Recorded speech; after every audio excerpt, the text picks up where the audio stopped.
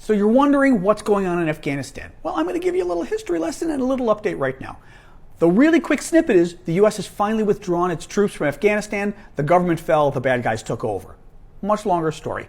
20 years ago, the Osama bin Laden and Al-Qaeda attacked the United States on 9/11, killed 3,000 Americans. Now, where were they hiding out? Where were they working from? Afghanistan. Afghanistan at the time was run by the Taliban, a far-right, kind of right, I guess you'd call it, religious fundamentalist Islamic lunatics, terrorists, basically. And they were giving harbor to Al-Qaeda. Osama bin Laden plans the attacks from there. U.S. says, no way, we decide to invade to take bin Laden out and to take the Taliban out. Well, a couple of years later, 2003, George Bush, who did the invasion, decides he wants to go after Saddam Hussein, the leader of Iraq, instead. So he shifts all of our assets from going after bin Laden to focusing on Iraq, and what happens? The hunt for bin Laden goes away, and the mission in Afghanistan kind of goes woo and gets crazy. A couple years later, by the way, Obama did in fact kill bin Laden, so that's good. Anyway, take it to today, 20 years later. The U.S. has now spent $2 trillion in Afghanistan, trying to establish a legitimate democracy. We spent something like $100 billion trying to build up the military, and everyone kind of thinks it's a disaster, it's not going to go anywhere.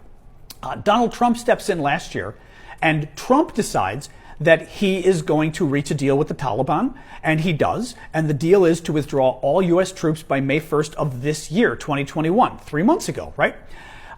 Trump is so happy about it that he invites the Taliban to come to Camp David, the presidential retreat here in the U.S. in Maryland. And on September 11th of last year, they were supposed to, the Taliban was supposed to meet Trump at a big festival at Camp David. Well, that falls through. So fast forward to today.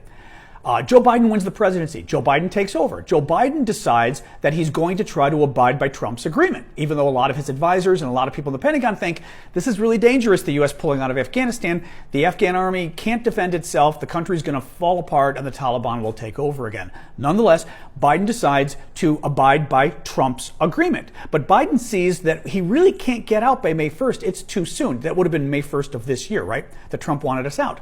So Biden goes and says, I'm going to do it a little later. Biden did the withdrawal from May 1st until this week or last week. So pushed it until August instead of May 1st.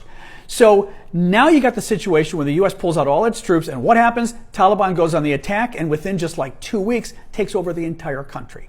Now, the Biden folks are saying that U.S. intelligence told Biden that could never happen. It was going to take a year or two.